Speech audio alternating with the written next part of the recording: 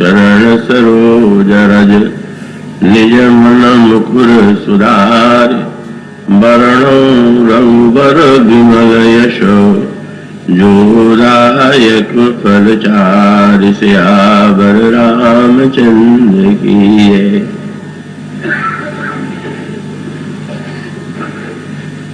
जो न होत जग जन्म भरत को सकल धर्म धुरी धरणी धरत को। जिज्ञास तथा रसिक श्रोता वृंद और भक्तिमती देवियों, श्री रामचरितमानस में ऐसे अनेक अद्भुत पात्र हैं कि जो अपने आप में सर्वथा अनुपम प्रतीत होते हैं, अद्वितीय प्रतीत होते हैं। पर उन पात्रों में भी जब श्री भरत पर और उनके चरित्र पर आप दृष्टि डालते हैं तो स्पष्ट दिखाई देता है कि वो स्वामी जी महाराज श्री भरत को ही सर्वश्रेष्ठ चरित्र के रूप में प्रस्तुत करते हैं और बार बार यह बात वे दोहराते हैं कि श्री भरत का न होना, यदि भरत न हुए होते, उनका जन्म न हुआ होता,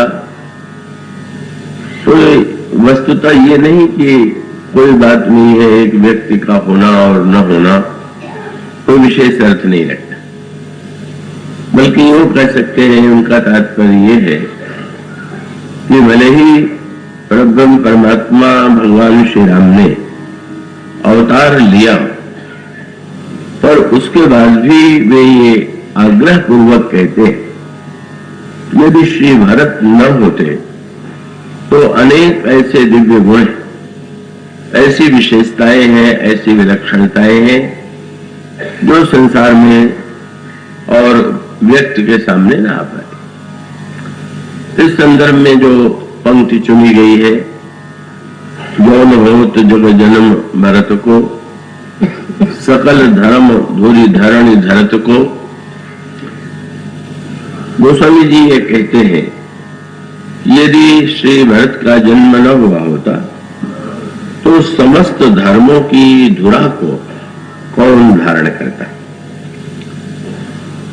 इस शब्द में जो निहित तात्पर्य है वो यह है, और वस्तुतः जहां गुरु वशिष्ठ और श्री भरत का संवाद प्रारंभ होता है का उसमें मुख्य प्रश्न जो है धर्म के संदर्भ से ही जुड़ा हुआ है।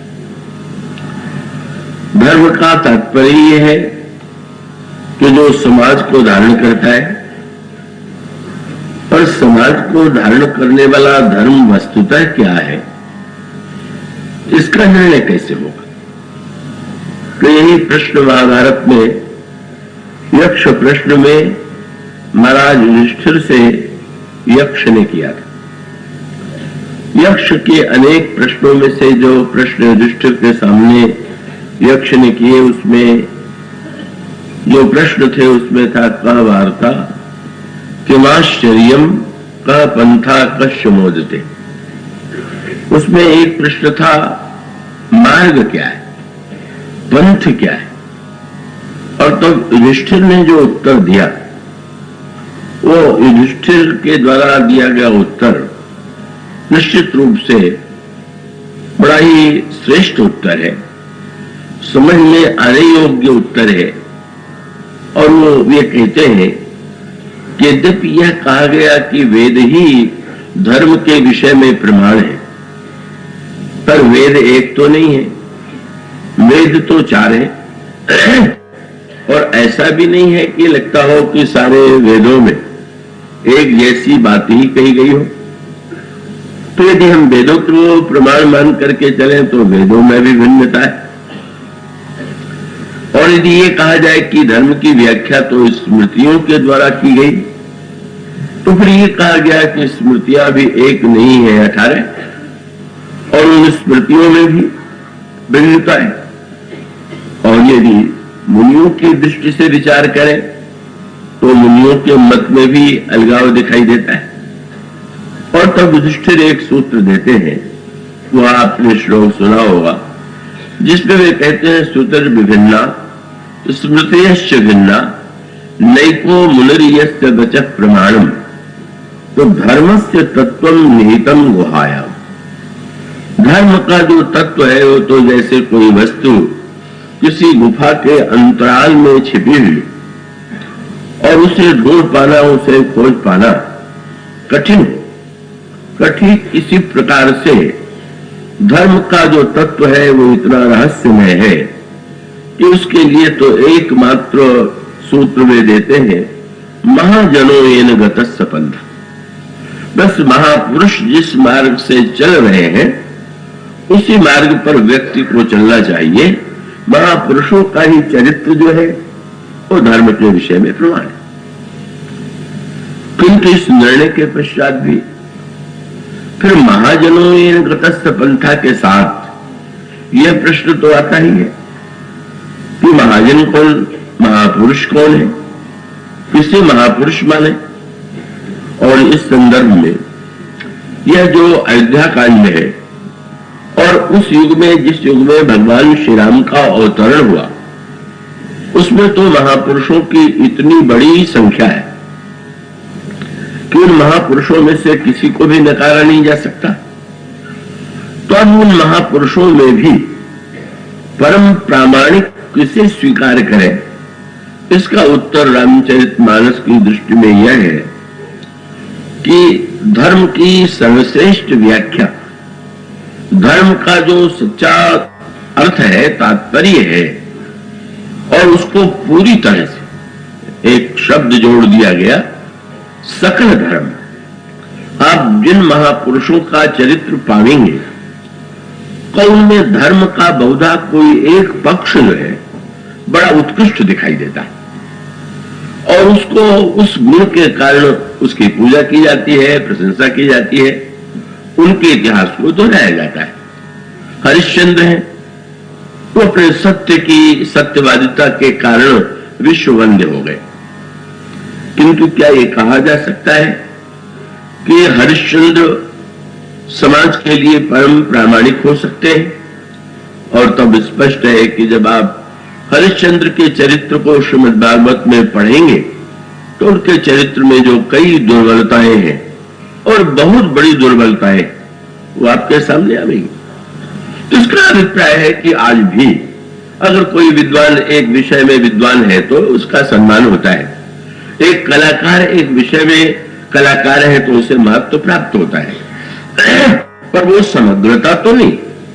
और इसी प्रकार से आप पूरे पुराणों के चरित्रों को यदि पढ़ें तो निश्चित रूप से उन चरित्रों में कोई विशेष पक्ष ही उज्जवल दिखाई देगा और दूसरा पक्ष निश्चित रूप से उसमें न्यून नहीं दिखाई देगा। उनमें अनेक कमी दिखाई देगी, बहुत बड़ी कमी दिखाई देगी, और वो कमी द्वापर युग में भी है, त्रेता युग में है, प्रत्येक युग में। किंतु अगर श्री भरत के व्यक्तित्व पर आप दृष्टि डालें तो गोस्वामी जी का आग्रह यह है कि समस्त धर्म जो है, पूर्ण धर्म अगर किसी के व्यक्तित्व में चरितार्थ होता है तो श्री भरत। तो पूर्ण धर्म का तात्पर्य क्या है? तो गुरु वशिष्ठ और श्री भरत के वार्तालाप में दो पक्ष हमारे और आपके सामने आते हैं। कौन उस समय गुरु वशिष्ठ ही धर्म के सर्वश्रेष्ठ व्याख्याता माने जाते थे, जो सूर्यवंश के आचार्य थे, ब्रह्मा के पुत्र थे, वेदों के महान ज्ञाता थे, उन्हीं के द्वारा धर्म का निर्णय किया जाता था। किंतु जब श्री भरत और गुरु वशिष्ठ धर्म को लेकर के भिन्न बातें कहते हैं, ये विशेषता ये है कि श्री भरत बड़े विनम्र शब्दों में और बड़ा समाधान रखते हुए कभी जब भी बोलते हैं तो उसमें विनम्रता और विनम्रता के साथ शील की पराकाष्ठा का दर्शन होता है। किंतु यह बात निश्चित रूप से कही जा सकती है कि श्री लक्ष्मण जी जितने कठोर प्रतीत होते हैं शायद उतने नहीं, और श्री भरत जितने कोमल प्रतीत होते हैं है वे कोमल, और कोमलता के साथ साथ वे कठोर भी इतने हैं। वो साधारणतः व्यक्ति देख करके लगता है कि ये तो अत्यंत कोमल है, पर वो तो जहां तक एक आस्था और सिद्धांत का प्रश्न है वो तो अत्यंत निष्ठुर है। और इसीलिए गोस्वामी जी ने जो एक बात श्री भरत के विषय में कही, ये चित्रकूट में उस समय विश्व के अनेक उत्कृष्टतम वक्ता विद्यमान थे, और प्रत्येक वक्ता की अपनी शैली होती। गुरु वशिष्ठ के भाषण की प्रशंसा करते हुए गोस्वामी जी ने कहा कि जब गुरु वशिष्ठ बोलते हैं तो उसमें 3 बातों का समन्वय होता है, और वो 3 बातें क्या है? समय, समाज, धर्म, अविरोधा। बोले तब रघुवंश पुरोधा। ये धर्म शब्द को बीच में रखा गया, और समय को पहले और समाज को बाद में, और सचमुच का मानो ये एक सूत्र है। और इसका अभिप्राय कि धर्म महत्वपूर्ण होते हुए भी समय और साथ साथ समाज का ऐसा नहीं है कि ये कह दे कि यही धर्म जो है प्रत्येक समय में धर्म ही माना जाएगा, या समाज की बदलती हुई परिस्थितियों में भी वह धर्म ही होगा, यह नहीं कहा जा सकता। तो महापुरुष वह है वो समय, समाज और धर्म, इन तीनों का सामंजस्य करके निरूपण करे, और गुरु वशिष्ठ जो है ऐसे ही लगता है। और जहां तक लक्ष्मण जी का संबंध है तो तेजस्विता, ऐसा तेजोमय भाषण जिसको सुन करके जब भी कभी बोल पड़ते हैं, चाहे वो मिथिला का धनुष यज्ञ हो, और उस समय जब बोलते हैं तो लखन सकोप वचन जब बोले, डगमगाने भाई दिग्गज डोले, सकल लोग भूप डराने, से ही हर्ष जनक सब उचाले। तो तेजस्विता की ही सीमा, और वहीं पर शुभागमन हुआ महाराष्ट्र जनक का। जनक भी उस काल के वक्ताओं में इतने महान वक्ता थे कि बड़े बड़े महामुनि भी अपने संशय का समाधान पाने के लिए और तत्व ज्ञान के निरूपण के लिए उनके पास जाते थे, और उनके लिए कहा गया कि जैसे सूर्य की किरणों में कमल विकसित हो जाता है, का उसी प्रकार से महर्षि जनक की जो वाणी है उसके लिए यही कहा गया कि जिनका शब्द है बचन किरण जासु ज्ञान रवि भवन सिनासा, जिनके ज्ञान के द्वारा भव अंधकार का विनाश हो जाता है, और बचन किरण मुनि कमल विकासा, महामुनि भी कमल के समान जिनके भाषण में विकसित हो जाते हैं, ऐसे वक्ता है महर्षि जनक। और ये सब तो एकत्र है वहां पर, महाराज जनक भी है, श्री लक्ष्मण भी है, और फिर साक्षात प्रभु जो है। अब उनके लिए तो क्या कहा जाए, अब उनकी वाणी के लिए तो गोस्वामी जी जब प्रशंसा करते हैं तो ये कह देते हैं कि भाई बोले वचन विगत सब दूषण, मृदु मंजुल जन बाग विभूषण। प्रत्येक वक्ता की वाणी में कुछ विशेषता होती है तो कोई न कोई दोष होता है, बड़ा स्वाभाविक है। पर प्रभु जब बोलते हैं तो वो कोई दोष ऐसा नहीं है कि जो वक्तृत्व का कोई दोष उनकी वाणी में दिखाई पड़े। पर चित्रकूट में उनके लिए भी शब्द चुना गया का भगवान राम जब चित्रकूट में बोले तो गोस्वामी ने कहा बोले सत्य सरल मृदु वाणी, तब रघुनाथ जोर जुग पानी, बोले सत्य सरल मृदु वाणी। भगवान राम सत्य, सरल और उसके साथ साथ उसमें कोमलता और मृदुता, इन तीनों का सामंजस्य मिलता है श्री भगवान राम की वाणी। पर जब श्री भरत बोलते एक तो बड़ी अनोखी बात है, जैसा कि कल प्रसंग चल रहा तो आज भी बात कि भरत वक्ता भी है, यह तो केवल तब पता चला जब भगवान श्री राम बन चले गए। और आप निश्चित समझ लीजिए कि भगवान राम न यदि बन जाते तो प्रत्येक व्यक्ति यही समझता कि भारत में वक्तृत्व की शक्ति नहीं, क्योंकि कभी बोलते ही नहीं, कभी बोलते दिखाई ही नहीं देते हैं। दो एक वाक्य कहते हैं का तो उतने में ही इतने संकोची हो जाते हैं कि वे प्रभु से नेत्र मिला करके भी बात नहीं कर सकते, और वो संकोच उस सीमा तक तो आपको दिखाई देगा। जब प्रभु राज्य सिंहासनासीन हो गए और उसके पश्चात कभी प्रभु भाइयों के साथ उपवन में गए, सनातन संत कुमार आए, प्रभु ने बड़े प्रेम से स्वागत किया। जब चले गए तो श्री भरत के हृदय में ये इच्छा उत्पन्न हुई कि जिन संतों का प्रभु इतना सम्मान करते हैं उनका लक्षण तो प्रभु के श्रीमुख से सुने, पर स्थिति क्या है? प्रभु से कहने का साहस नहीं एकत्र कर पा रहे हैं कि मेरे मन में ये संशय है। श्री हनुमान जी की ओर देख रहे, धीरे से कहते हैं, संकेत करते हैं आप। और तब हनुमान जी ने प्रभु के चरणों में प्रणाम करके यही कहा, नाथ भरत कछ पूछने चाहे। वह भरत कुछ पूछना चाहते, वो तो नहीं पूछ रहे हैं, पूछ तो तुम रहे हो। बोले प्रश्न करत मन सकुचता है, और वो तो आपके सामने प्रश्न करने में भी उनको संकोच ही होता है, इसलिए मैं उनकी ओर से प्रश्न किए दे रहा हूं। और प्रभु के वाक कला का तो क्या अद्भुत, एक ही पंक्ति में उन्होंने दोनों की इतनी बड़ी प्रशंसा कर दिया, भरत जी की प्रशंसा और हनुमान जी की भी प्रशंसा। वो प्रभु ने, हनुमान जी ने भरत जी की ओर प्रश्न किया तो पहला वाक्य तो हनुमान जी की प्रशंसा में प्रभु ने किया। प्रश्न करता कौन है इसका बड़ा महत्व है। तो प्रभु ने हनुमान जी को वो उपाधि दी जो प्रभु के द्वारा दी जाने वाली सबसे बड़ी उपाधि। यद्यपि वो उपाधि उतनी विलक्षण तो नहीं है, लेकिन प्रभु अगर सबसे अधिक किसी को बड़ा प्रमाण पत्र दे सकते हैं तो भाई। और तुरंत उन्होंने हनुमान जी से यही कहा, तुम जानो कपि मोर स्वभाव। हनुमान तुम तो मेरा स्वभाव जानते हो। ये प्रभु क्या सबसे बड़ा, प्रभु का स्वभाव, प्रभु का प्रभाव जानने वाले तो न जाने कितने व्यक्ति मिल जाते, पर प्रभु का जो स्वभाव है वो बहुत विरले व्यक्ति जानते हैं, और ये बड़ा स्वाभाविक है।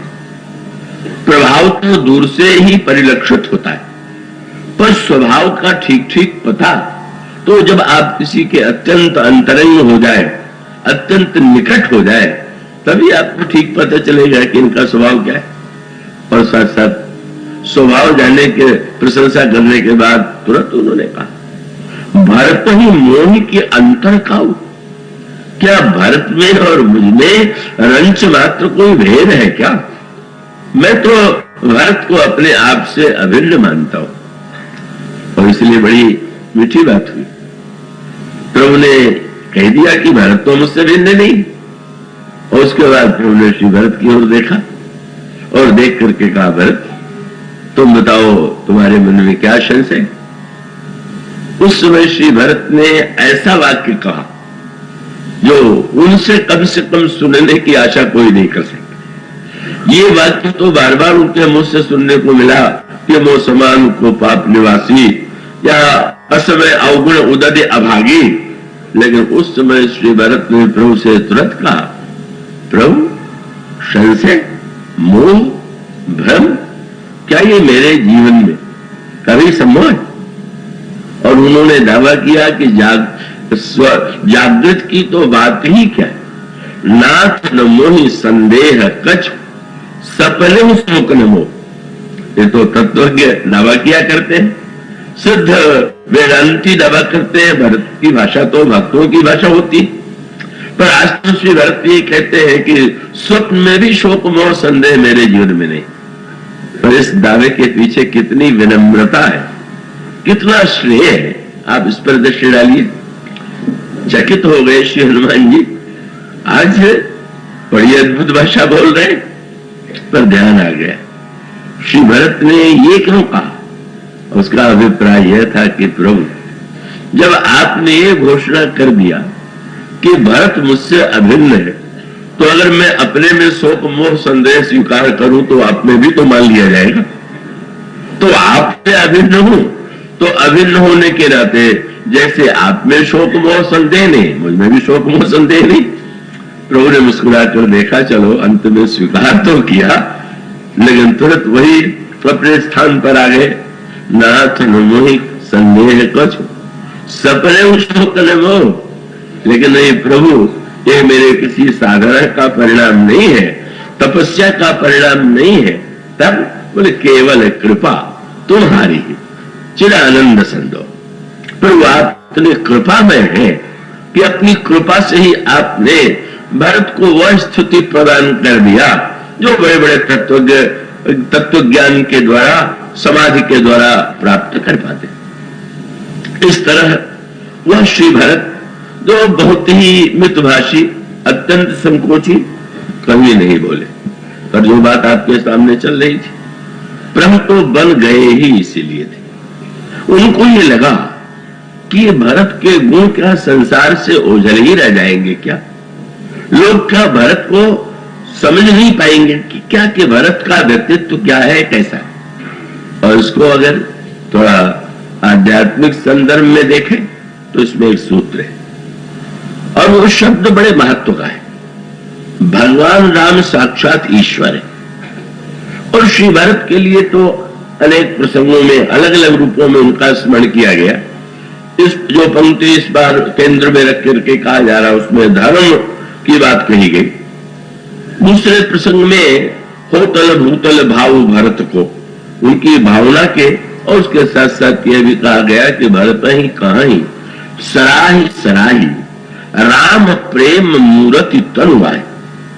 जैसे लगता है श्री भरत को देख करके ये व्यक्ति नहीं, जैसे राम प्रेम ही शरीर धारण करके आ गया।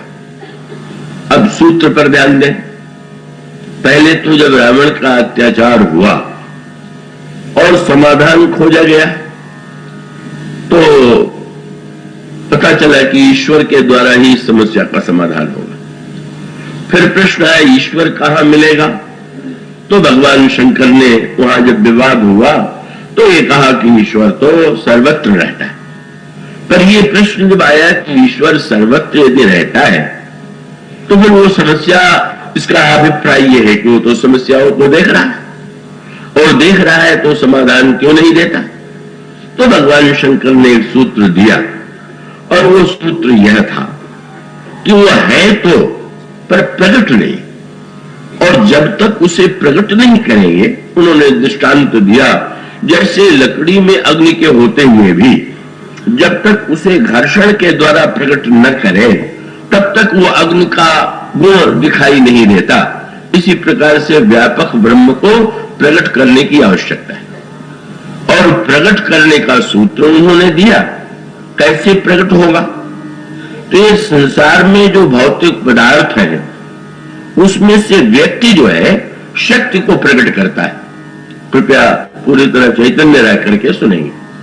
ये जितने आज विश्व के आविष्कार हैं, ये तो शक्ति के ही चमत्कार हैं, और उस शक्ति के चमत्कार के पीछे प्रकृति का नियम का मानो वैज्ञानिक कौन है, जिसने प्रकृति के नियमों को पहचान लिया, और वो जैसे उसने आकाश में बिजली को चमकते देखा, और वो उसके द्वारा उस प्रकृति के नियम की खोज में लगा कि जो चमक इतनी प्रकाश में होती है किस प्रकार होती है। और उस नियम को जानने के बाद विज्ञान की भूमिका यही है कि वो प्रकृति के नियमों को जान करके पदार्थ को शक्ति के रूप में परिणत कर देता है। यही भौतिक विज्ञान का दर्शन है। पर अध्यात्म विज्ञान ये कहता है कि इस सत्य के पीछे जो शक्तिमान है, उसका भी, उसे भी खोजना परम आवश्यक है। और तब प्रश्न आया कि शक्ति का प्राकट्य तो नियम से होता है, नियम से होता है, पर ईश्वर का प्राकट्य किस नियम से होगा? उसके लिए कौन सा नियम है? इस नियम के द्वारा इस प्रकार साधन करने पर, इस प्रकार प्रयत्न करने पर ईश्वर प्रकट होता है। और तब शंकर जी ने यही कहा कि ईश्वर किसी नियम की सीमा में है नहीं, नियमों से परे। इसलिए ईश्वर को ये दावे से कोई नहीं कह सकता कि इस प्रकार की साधना करने से, इस प्रकार के नियमों का पालन करने से ईश्वर का दर्शन हो सकता है। यद्यपि महापुरुषों के द्वारा कभी कभी यह कहा गया कि इतना जप कर लेने पर दर्शन होता है, इतना पाठ कर लेने पर दर्शन होता है, पर वो वस्तुतः सबके लिए समान रूप से सत्य सिद्ध नहीं होता है। कई लोग बेचारे बड़े व्याकुल रूप में मिलते हैं, उन्होंने संत ने ये कहा, समर्थ रामदास जी ने कहा, इन संत ने कहा, मैंने इतना जप किया पर मुझे तो अनुभव नहीं हुआ। तो संत जो बताता है उसको जैसे दर्शन हुआ, उस दर्शन के आधार पर उसने एक सूत्र दे दिया, पर वो सूत्र जो है निश्चित रूप से स्पष्ट दिखाई देता है कि सबको समान रूप से सबके जीवन में चरितार्थ नहीं होता। और तब उसका सूत्र बहुत बढ़िया भगवान शंकर ने दिया कि अगर वो संख्या की सीमा में आ जाए, काल की सीमा में आ जाए कि इतने दिनों की साधना में दर्शन देगा, इतनी संख्या में जप करने पर दर्शन देगा, ऐसी साधना पर दर्शन देगा, तो निश्चित रूप से नियम की सीमा में वह आबद्ध ही माना जाएगा। और जहां तक ईश्वर का संबंध है उसके विषय में तो नारद जी ने क्रोध में ही सही, पर बात तो सही कह दिया। जब बिगड़े तो नारद जी ने यही तो कहा, परम स्वतंत्र न सिर पर कोई, बावही मन ही करो तुम सोई। क्या कहेगा, संसार के लिए तो बना दिया कि जो विकस करे स्वतः फल चाखा और अपने को ऊपर कर लिया। तुम लोग अपने अपने कर्म का फल भोगो, ऐसा करोगे तो ये फल होगा। अपने लिए बोले मैं इससे सबसे ऊपर हूं। तो इसलिए नारद जी ने ये कहा कि अब तुम्हें मैं लाऊंगा, तुमने तो संसार को किस प्रकार से का कर्म परतंत्र बना दिया और तुम स्वतंत्र रहे, तो मैं तुम्हें मनुष्य बन करके मनुष्य बनने के लिए बाध्य करूंगा और तुम भी तो मनुष्य बन करके कर्म की परतंत्रता में बनो।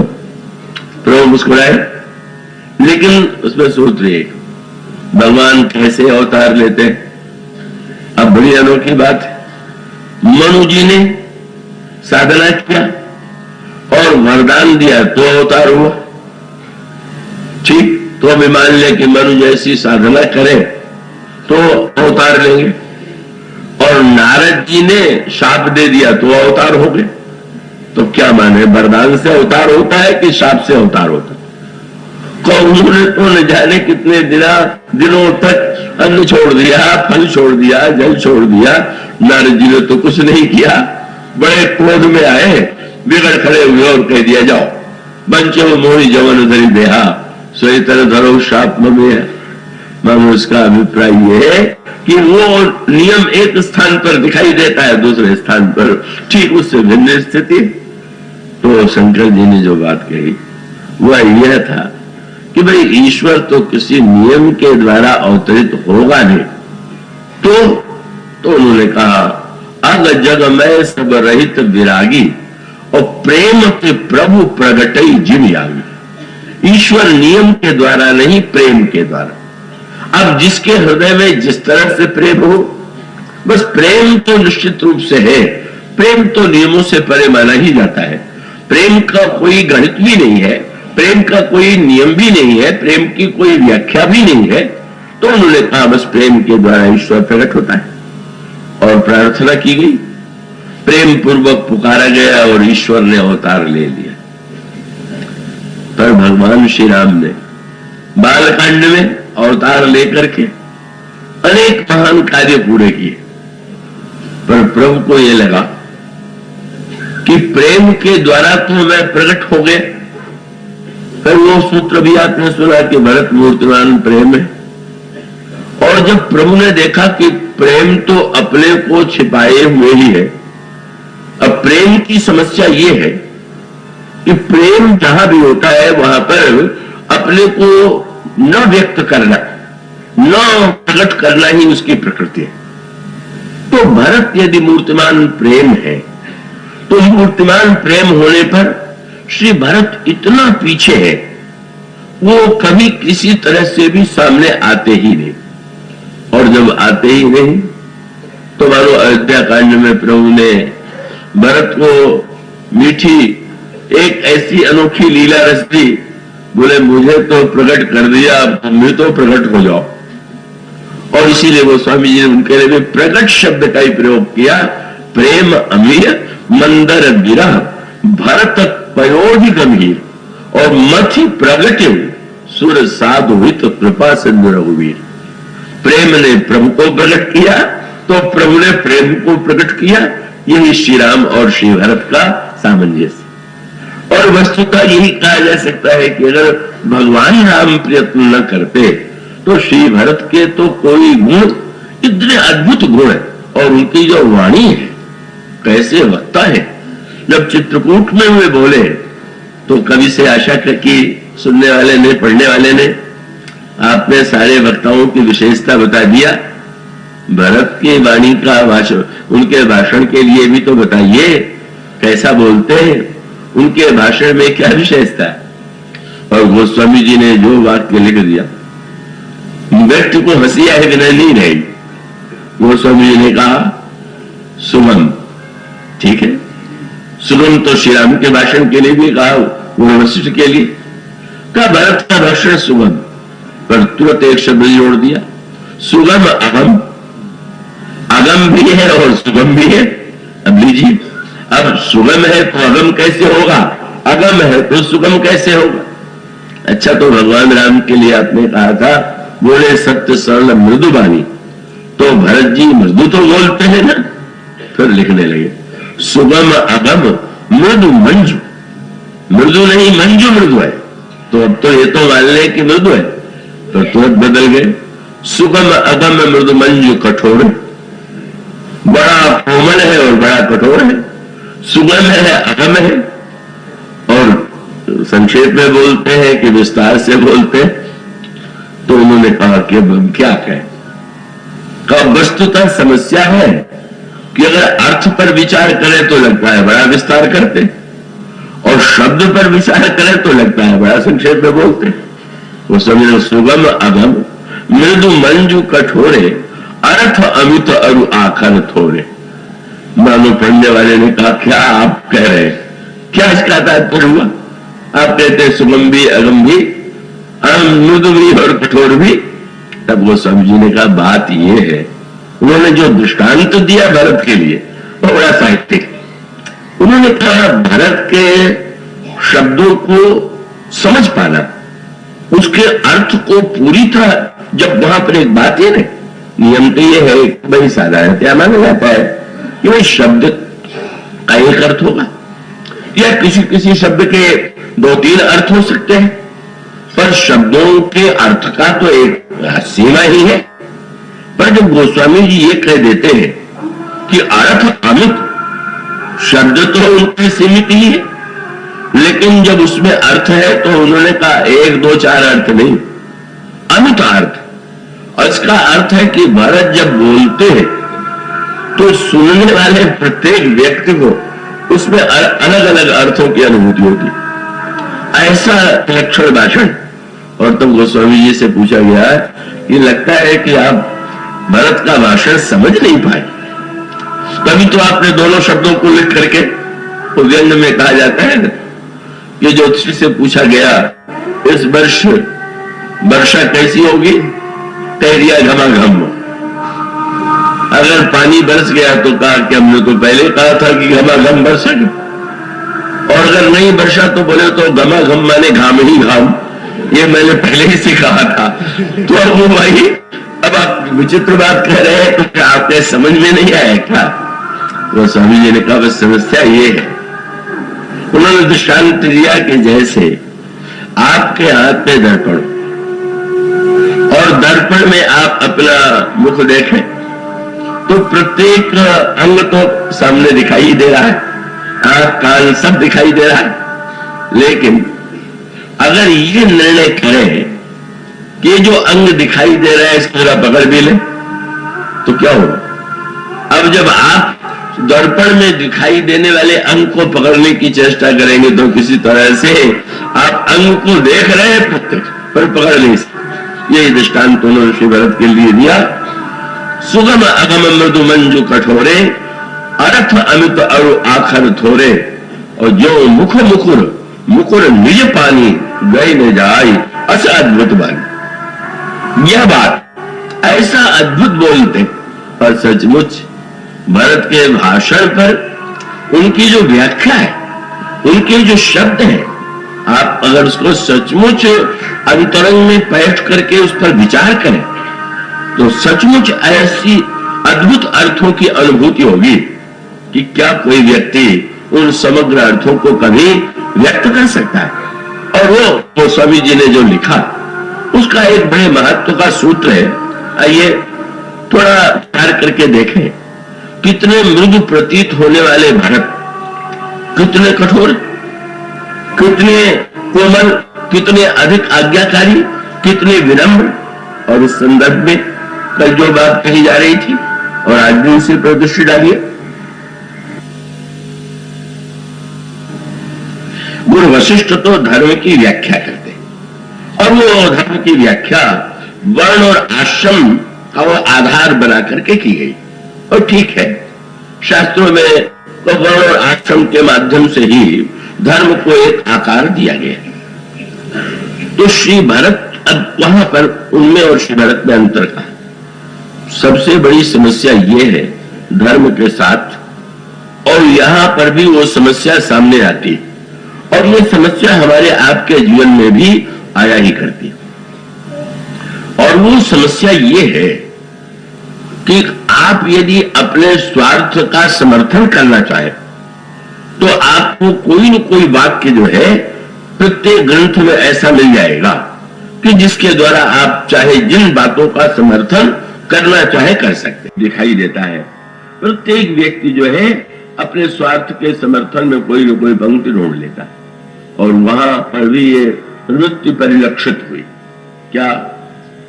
जब महाराज श्री दशरथ ने गुरु वशिष्ठ से प्रार्थना किया कि यदि आपकी आज्ञा के अनुकूल राम को राजपद पर अभिषिक्त करना है तो आप जाकर के राम को जो राजा के लिए उचित कर्तव्य हो उसे आप बताएं। गुरु वशिष्ठ श्री राम के पास गए, श्री राम को उपदेश देने के लिए आए थे, लेकिन बस गुरु वशिष्ठ तो मौन ही हो गए। क्यों? तो उनके सामने एक ऐसा शिष्य था कि जिसने बिना बोले इतना अधिक उपदेश पा लिया कि गुरु जी को लगा कि अब क्या कहना है, और नहीं हुआ। बस गुरु आगमन सुनत रघुनाथा, द्वार आए पगलायो माथा। कहा निकल आए भीतर महल से, गुरुदेव के चरणों में गिर पड़े, साष्टांग प्रणाम किया, ले गए। गुरु वशिष्ठ को आसन पर बैठाया और आसन पर बैठाने के पश्चात पहले तो यही कहा कि आपने मुझे बुला लिया होता तो बड़ा उचित ही होता कि मैं स्वयं आपकी आज्ञा मिलती और मैं तत्काल चला आता, लेकिन आपका तो प्रत्येक कार्य, मैं यदि कहूं कि आपने ठीक नहीं किया तो ये तो धृष्टता होगी। आपका तो प्रत्येक कार्य विवेक संगत होता है।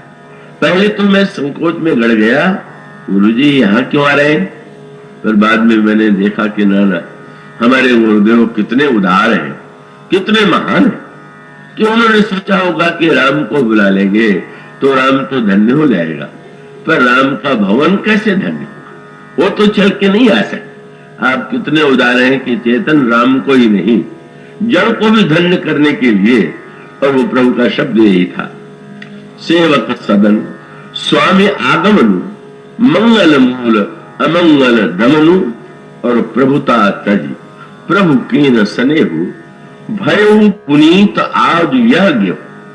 क्या अद्भुत सूत्र है। उनका गुरुदेव, गुरु को अधिकार है कि वो शिष्य को आदेश दे, शिष्य को बुलावे, और आप ये आज्ञा का अधिकार का उपयोग करते हो तो मुझे बड़ी प्रसन्नता होती। पर आप तो इतने महान हैं कि आपने गुरु के गुरुत्व के अधिकार को छोड़ दिया और इस साधारण राम पर कृपा करने के लिए आप आ गए। मैं धन्य हो गया, पर अब कृपा करके आज्ञा दीजिए, मैं क्या करूं। मुस्कुराए और उन्होंने कहा, मैं आया था तुम्हें राजधर्म का उपदेश देने के लिए, पर अब आज तुम्हारी इस व्याख्या के बाद अब क्या उपदेश देना बाकी रहा। क्या? मानो राम संसार में सूत्र ही माना जाता है कि प्रभु वह है जिसमें प्रभुता हो, और प्रभु वही है जो प्रभुता का प्रयोग करता है।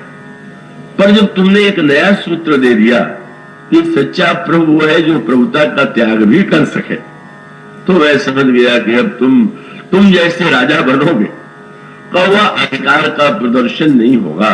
तुम्हारी महिमा और तुम्हारा गुण तो यही है, राजा राजा अपने को समझ करके प्रभुता का प्रदर्शन करता है। मैं राजा हूं और प्रजा को मेरी आज्ञा का पालन करना चाहिए। पर जब तुम ये कहते हो कि प्रभुता परिप्रभु, प्रभु वह है जो प्रभुता को छोड़ सके, मुस्कुराए और फिर कहा कि महाराज दशरथ, तुम्हें चाहत देन तुम ही हो राजू, तुम्हें राजपद देना चाहते हैं। तो श्री राम ने सुना, सुनते ही थोड़ा मुख पर ऐसा लगने लगा कि ये बात अच्छी नहीं लगी। गुरुदेव ने देखा तो उन्होंने कहा कि तुम तो धर्मज्ञ हो, तुम तो मर्यादा के पालक हो, और तुम यह जानते हो कि सूर्यवंश की यह परंपरा है। धर्मशास्त्र ये कहता है कि ज्येष्ठ पुत्र को राज्य प्राप्त होना चाहिए। तो धर्म की दृष्टि से, मर्यादा की दृष्टि से, परंपरा की दृष्टि से तुम्हें यदि राज्य दिया जा रहा है तो तुम्हें कोई संकोच नहीं होना चाहिए। भगवान श्री राम जैसा उनका शील स्वभाव है, और वो भी रामायण में अयोध्या कांड का सूत्र ये का, अयोध्या कांड में ये रामराज्य का अभिप्राय यह है कि वैसे महाराज श्री दशरथ भी बड़े धर्मात्मा, वो भी धर्म पूर्वक राज्य चला रहे हैं, पर धर्म राज्य से भी आगे बढ़ करके उसे यदि आप रामराज्य कहें तो परिवर्तन की जो प्रक्रिया है वहां पर, उस प्रक्रिया की सबसे बड़ी विशेषता यह है कि उसमें अत्यंत विनम्रता है। जब आप किसी पर परिवर्तन बलपूर्वक लादने की चेष्टा करें, का बड़ा अगर छोटे पर अपने अधिकार का प्रदर्शन करे आदेश से, और वो ये कहने की चेष्टा करे कि मुझे अधिकार है और तुम्हें मानना चाहिए, तो कई बार छोटे के मन में विद्रोह हो जाता है। उसे लगता है कि वाह, क्या हमें विवेक नहीं मिला है कि हम अपने विवेक का प्रयोग न करें, और इस तरह की टकराहट परिवार में, समाज में सर्वत्र देखने को मिलती। भगवान श्री राम और जिस भगवान श्री राम के उस आदर्श को जिन्होंने पूरी तरह क्रियान्वित किया वो श्री भरत। भगवान श्री राम ने गुरुदेव का विरोध नहीं किया, चुप हो गए, कोई उन्होंने शब्द नहीं कहा, विरोध भी नहीं किया। और मानो भगवान श्री राम को लगा कि गुरुदेव कह रहे हैं परंपरा, तो मैं यदि ये कहूं कि नहीं मर्यादा के विरुद्ध है, धर्म के विरुद्ध है, तो गुरुदेव का अनादर होगा। मौन रह गए। हाँ, उन्हें जो प्रिय नहीं लगा वो एकांत क्षणों में वो चिंतन करने लगे, गुरु सिख दे राम राव पह गयऊ, राम हृदय अति विस्मय भयऊ, जन्मेऊ एक संग सब भाई, भोजन सैन केली लरिकाई, कर्ण वेद उपवीत विवाहा, संग संग सब उछाहा, विमल वंश यह अनुचित एकु, बंधु विहाई बड़ी अभिषेक। जब हम चारों भाइयों का एक साथ जन्म हुआ, जब हम एक साथ बड़े हुए, एक साथ यज्ञोपवीत हुआ, और यहाँ तक के संयोगवश विवाह भी एक साथ हुआ, तो वो मैं राज्य सिंहासन पर बैठ जाऊं और वो तीनों भाई वंचित रहे, ये तो कुछ उचित नहीं लगता। पर मौन, पर मैं तो दूसरे संदर्भ की बात कह रहा, वही गुरु वशिष्ठ है। अब वो भगवान राम तो वन चले गए और श्री भरत सामने है। गुरु वशिष्ठ श्री भरत से राज्य लेने का प्रस्ताव करते हैं, तो अब परंपरा का नाम तो ले नहीं सकते, क्योंकि सूर्यवंश की परंपरा में तो ज्येष्ठ भाई राजा होता है। तो ऐसी स्थिति में गुरु जी ने एक दूसरा का एक नया तर्क, और वो तर्क मैंने जैसा कहा कि आपको शास्त्र में तो प्रत्येक तरह का तर्क मिल ही जाए। उन्होंने भरत तुम्हें राज्य लेने में संकोच नहीं करना चाहिए। श्री राम से उन्होंने कहा इसमें संकोच नहीं करना चाहिए कि तुम बड़े हो, और भरत जी से कहा कि तुम्हें संकोच नहीं करना चाहिए। क्यों? बोले जय पितु देही सो पावे टीका। अब जिसकी जो वस्तु है, जिसको देता है उसको मिलती है, तुम्हारे पिता ने तुम्हें दिया तो तुम लो। और उसका एक बड़े महत्व का सूत्र है और जिसका निराकरण भरत जी ने किया। और उसका सूत्र यह है कि अगर धर्मशास्त्र का या धर्म ग्रंथों का उद्देश्य व्यक्ति के स्वार्थ का ही समर्थन करना हो तो इसकी क्या आवश्यकता थी। वो तो बिना सिखाई हम लोग इतना सीखे हुए हैं स्वार्थ का समर्थन, कि उसके लिए कोई पाठशाला खोली जाए, विद्यालय और लिखे जाए। ये तो वो मानव स्वभाव के ही अनुकूल ही। तो बस सूत्र मानो श्री भरत का अभिप्राय यह था और बड़े महत्व का सूत्र है। धर्म सार के रूप में जो बातें उन्होंने रखी और गुरु वशिष्ठ की बात को जिस तरह से उन्होंने अस्वीकार किया, कितनी नम्रता, कितनी विनम्रता। पर जो महापुरुष इतना विनम्र है कि अपने को सबसे संसार में पापी कह देता है, उसी महापुरुष ने अपने पिताजी के लिए कह दिया, मरण काल मेरी मति हर लीनी। मृत्यु के समय में हमारे पिताजी की बुद्धि को ब्रह्मा ने हरण कर लिया। अब इससे अधिक कठोर आज जिनके लिए गुरु वशिष्ठ कहते हैं कि दशरथ के समान धर्मात्मा न तो हुआ है और न होगा, भरत कहते हैं उनकी बुद्धि नष्ट हो गई थी। इसका अभिप्राय यह है कि सचमुच एक और तो विनम्रता की मूर्ति भरत और दूसरी ओर वो ये बात भी कह लेते क्यों हो, क्या बात थी। और श्री भरत ने जो नया सूत्र दिया वह सूत्र आप देखेंगे कि जैसे न्यायालयों में होता है तो उसी प्रकार की शैलियां गुरु वशिष्ठ के द्वारा भी कुछ प्रयुक्त की गई, जय पितुदेयी सुपावेती का। फिर जैसे उदाहरण देते हैं, भरत तुम तो जानते हो धर्मशास्त्र कहता है कि अनुचित उचित विचार तज जे पालहि पितु बहन ते भाजन सुख सुयस के बस ही अमरपुर है। जो व्यक्ति पिता के आज्ञा को बिना उचित अनुचित का विचार किए मान लेता है वो व्यक्ति सुख पाता है, स्वर्ग पाता है। और न्यायालय में फिर दृष्टांत दिया जाता है, ऐसा पहले भी हुआ है, ऐसा भी हुआ, तो दृष्टांत भी देने लगे। कोई ये नई बात में नहीं कह रहा हूं। परशुराम पितु आज्ञा राखी मारी मात लोक सब साखी। भरत परशुराम जी ने पिताजी की आज्ञा का पालन करने के लिए मां का वध कर दिया। अब ये बात जब कह रहे हैं बड़ा संकट क्या है। एक और तो परशुराम जी का दृष्टांत है कि पिता की आज्ञा से माता का वध कर दिया, दूसरी ओर शास्त्र कहते हैं कि पिता की अपेक्षा माता का सम्मान महत्व अधिक है। तो परशुराम जी ने जो कार्य किया वो धर्म है क्या धर्म है। पर गुरु वशिष्ठ ने अपने समय के अनुकूल तर्क चुन लिया। परशुराम पितु आज्ञा राखी मारी मात लोक सब साखी तनय जाति ही जौवन देहु पितु आज्ञा अग अजसन भयहु। ये आती के पुत्रों ने पिता के आदेश पर अपनी युवावस्था उनको दिया पर उनको पाप नहीं लगा। तो पिता की बात तो उचित अनुचित कुछ भी हो मान लेना ही ठीक। अगर श्री भरत में स्वार्थ समर्थन की ही प्रवृत्ति होती तो फिर क्या कहना था। वो तो चारों ओर से कौवा समर्थन मिल रहा है, प्रत्येक ओर से मिल रहा है। गुरुदेव कह रहे हैं पिता की आज्ञा है, मंत्री समर्थन कर रहे हैं, कौशल्या माता समर्थन कर रही है, सारी सभा मौन तो है। और अगर वो चाहते तो मान लेते। कभी कभी वो वाक्य लोग दोहरा देते, मौनम स्वीकृति लक्षणम, मौन स्वीकृति का लक्षण है। पर क्या सही सूत्र है क्या। सर्वदा मौन स्वीकृति का ही लक्षण नहीं होता। कभी कभी वो मौन जो होता है डर के बारे भी होता है, सही नहीं लग रहा है पर कैसे बोले। लेकिन अगर वो चाहते तो समर्थन। पर श्री भरत ने जो प्रश्न उस समय धर्म के संदर्भ में उठाए इतने सुंदर है, इतने महत्वपूर्ण है। और अगर उस कसौटी के आधार पर धर्म के विषय में विचार करें तो धर्म का जो दुरुपयोग होता है हम करते ही रहते और उससे बच सकते। इसका अभिप्राय है कि अब महाभारत में भीष्म पितामह ने जब पिता के आदेश का पालन किया कितना उन्हें सम्मान मिला। आज तक महापुरुषों में उनकी गणना होती है और सचमुच उनका त्याग तो कितना महान था, जिन्होंने विवाह नहीं किया, जिन्होंने राज्य का अधिकार छोड़ दिया।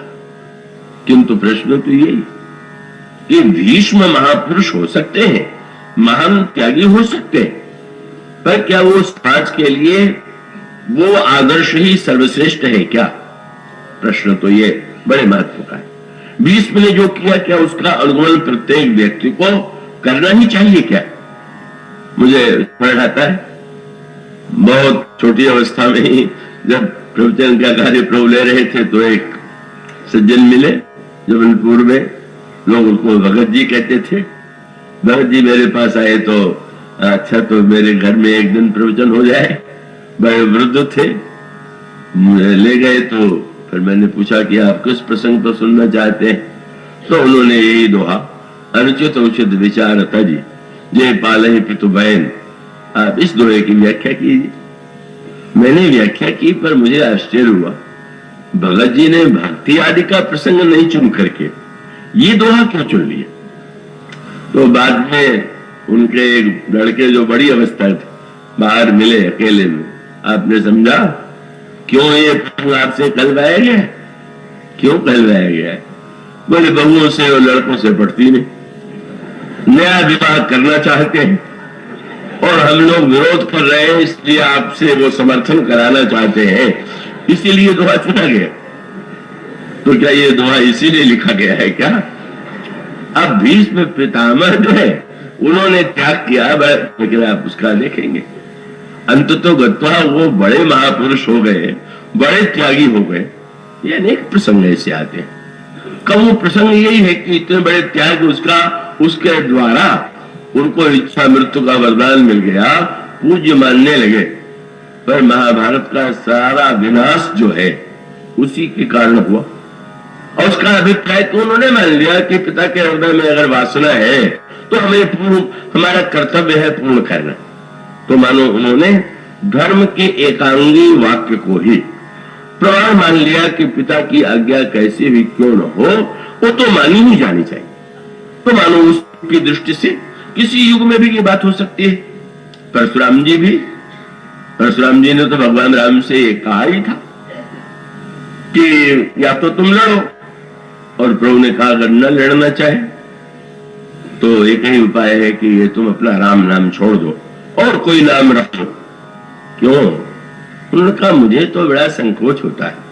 कहा यह राम जो बाल ब्रह्मचारी, जिसने कभी सिंहासन का लोभ नहीं किया, तुम एक राजा के पुत्र हो, तुम्हें लोभ भी होगा, और विवाह करने के लिए तो तुमने धनुष तोड़ी। कहा ये राम और कहा वो राम, कौन आदत है? परशुराम की राम, त्याग वैराग्य तो परशुराम जी में बहुत, वो भी बाल ब्रह्मचारी है, भीष्म भी बाल ब्रह्मचारी है। कहा सत्ता का लोभ परशुराम जी महाराज में भी नहीं है, भीष्म में भी नहीं, पर वो महापुरुष बंधनीय हो सकते, पर समाज के आदर्श नहीं हो सकते। और उसका अभिप्राय क्या है? उसका जो सूत्र दिया, एक बड़े महत्व का सूत्र, मैं आशा करता हूं आप पूरे मनोयोग से सुनेंगे। 2-3 बड़े महत्व के सूत्र थे जो श्री भरत ने आगे उठाए। उन्होंने ये कहा, और वो समझने योग्य बात, अच्छा शास्त्रों ने जब ये कहा कि पिता चाहे गुरु, पिता माता जो भी उचित अनुचित कहे उसे मान लेना चाहिए, तो ऐसा वाक्य लिखने का उद्देश्य क्या है? वही शब्द मत पकड़ लीजिए, इसका उद्देश्य क्या है? तो इसका सूत्र यही है कि जब हम पिता पुत्र ये कहे कि मैं तो आपकी आज्ञा का पालन करूंगा और उसे उचित अनुचित पर विचार नहीं करना है, तो शास्त्र का तात्पर्य है कि अब उचित अनुचित का विचार तो आज्ञा देने वाले पिता को ही करना है। ये एक बड़े महत्व का इसका अभिप्राय ये है कि जैसे किसी सिपाही को, सैनिक को आज्ञा दिया जाए कि आज्ञा मिलते ही उसे गोली चला देना चाहिए, बस उसको नहीं सोचना है। लेकिन इसके पीछे तो तात्पर्य ये है, सिपाही को अधिकार नहीं दिया गया कि चाहे जब गोली चला दे।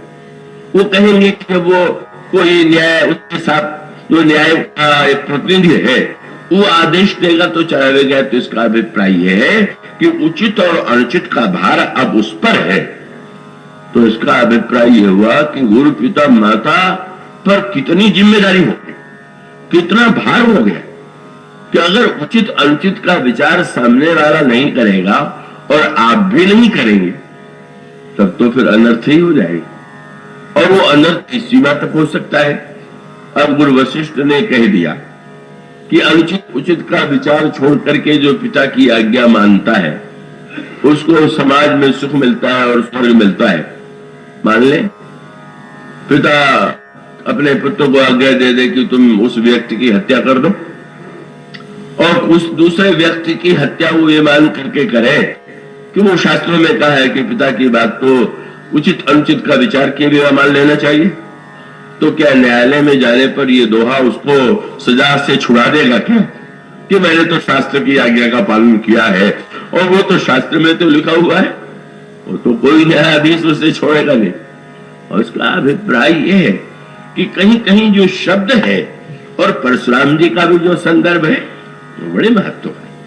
ये नहीं कि परशुराम जी इतने अविवेकी थे कि उन्होंने माँ के पिताजी की आज्ञा का पाकर के माँ का वध किया। पूरी कथा तो एक संतुलित कथा है। वे जानते हैं कि पिताजी अत्यंत आवेश में है, उस समय परशुराम जी आवेश में उतने नहीं है, शांत है, और वो आवेश में आज्ञा देते हैं कि तुम अपने प्रत्येक पुत्र को बुला करके कहते हैं कि तुम वध कर दो, पर प्रत्येक पुत्र वही कहता है कि ना हम तो माँ को बड़ा सम्मान देते, हम आपकी आज्ञा से माँ का वध नहीं कर सकते, माँ पर प्रहार नहीं कर सकते।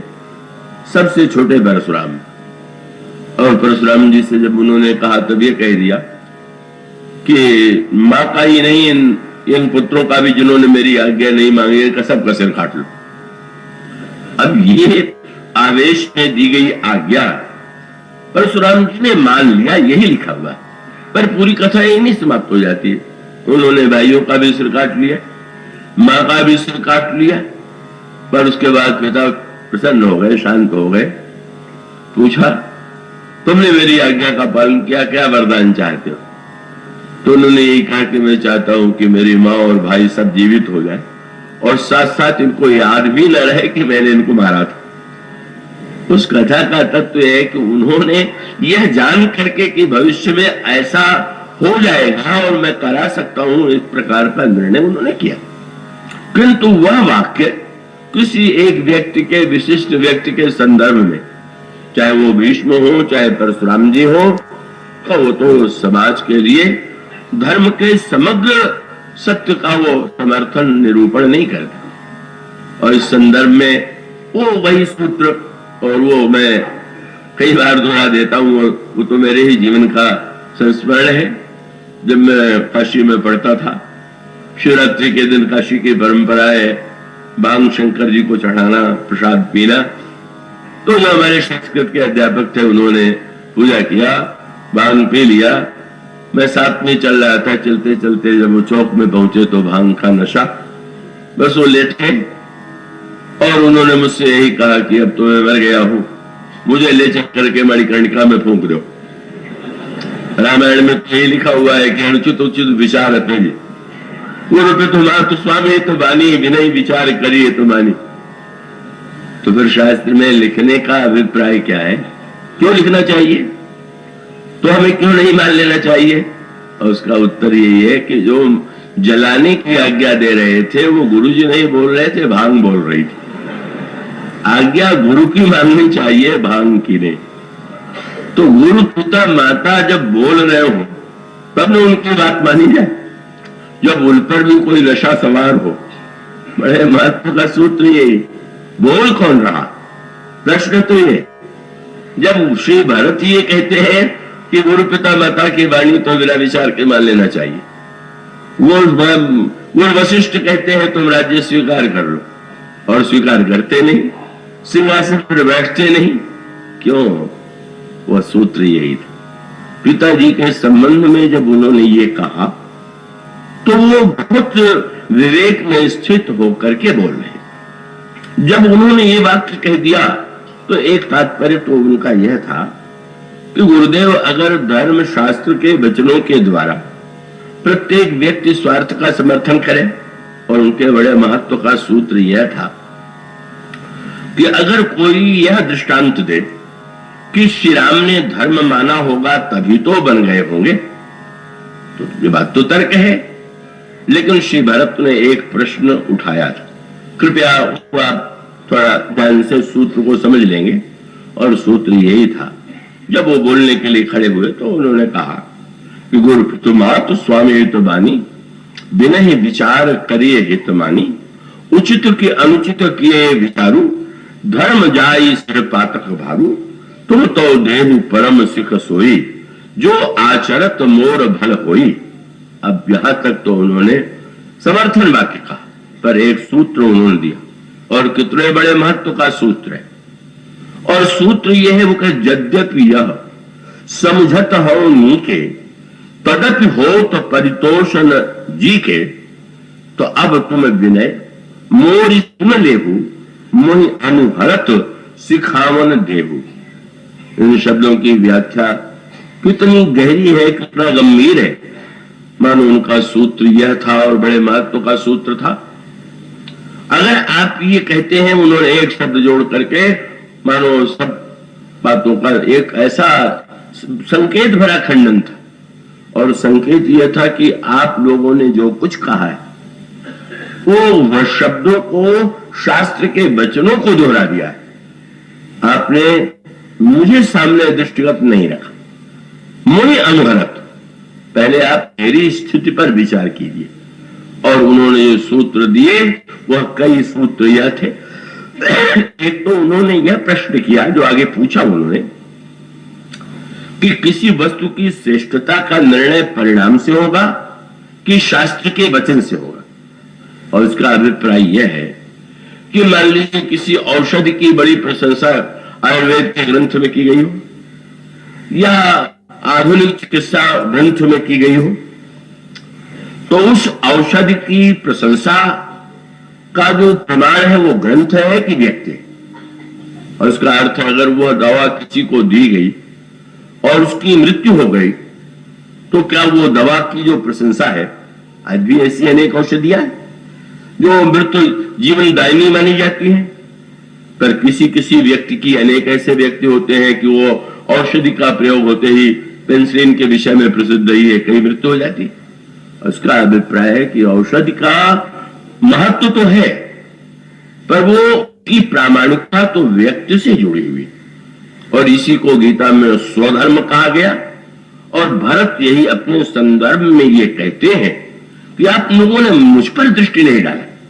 और इसी को गोस्वामी जी ने दूसरे शब्दों में कहा कि आप धर्म की प्रशंसा करें, धर्म के शास्त्रों के वचन का उद्धरण दें। और उसके बाद वो वाक्य आता है जहां पर मीरा जी का अंतर्द्वंद था कि एक और है परिवार के प्रति मेरा कर्तव्य, और दूसरे मेरी और मेरे जीवन में भगवान कृष्ण के प्रति जो अविचल प्रीति है। बाला पढ़ते मीरा कीनी, रघुबर बाला पढ़ते मीरा कीनी, गिरधर लाल मिताई, सो तो अब छूटे नहीं छूटे, लगी लगन भरी आई। उस समय उन्होंने पूछा, मैं धर्म का पालन करूं कि नहीं, परिवार के कर्तव्य का पालन करूं कि नहीं। जो एक सूत्र उन्होंने दिया था वो बड़े महत्व का सूत्र है। और सूत्र ये है कि जैसे आप कहीं पढ़ ले कि रोज सोते समय अंजन आंख में लगाना बड़ा उपयोगी है। और एक व्यक्ति जो है का पिता ने माँ ने कह दिया कि भाई सोते समय बेटा अंजन लगा लिया करो, और वो रोज अंजन लगा ले। पर अंजन लगाने के बाद गोस्वामी जी ने जो व्यंग्यात्मक प्रश्न किया कि नित्य आज्ञा का पालन करते हुए अंजन किसी ने लगाया, और उससे पूछा गया क्या अंतर आया, और कह दे पहले से कम दिखाई देने लगा। तो आपकी जो आज्ञा पालकता है क्या बुद्धिमत्ता का परिचय है क्या? और ये गोस्वामी जी ने कहा धर्म तो अंजन है, और वो धर्म का अंजन इसलिए कि ईश्वर स्पष्ट रूप से मिले, दिखाई दे। धर्म का उद्देश्य ईश्वर को पाना है, धर्म साधन है।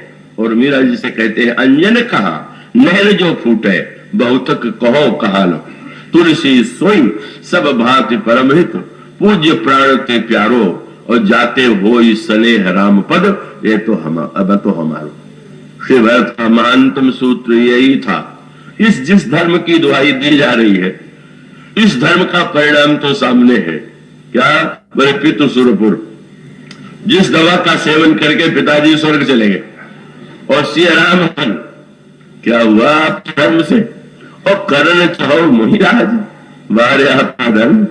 जो इससे ईश्वर दूर चला गया और जिसने उस धर्म का पालन किया उसकी मृत्यु हो गई, क्या वो धर्म हो सकता है क्या? यह सूत्र, कुछ सूत्र जो दिए हैं उन्होंने, और उसी को दृष्टिगत रख करके ये कहा गया, जौन हो तो जग जन्म भरत को सकल धर्म धुरी धरणि धरत। धर्म का तत्व क्या है, कौन से सूत्र है, इनकी चर्चा कल से आगे बढ़ाई जाएगी। आज बोलिए बोलिए सिया।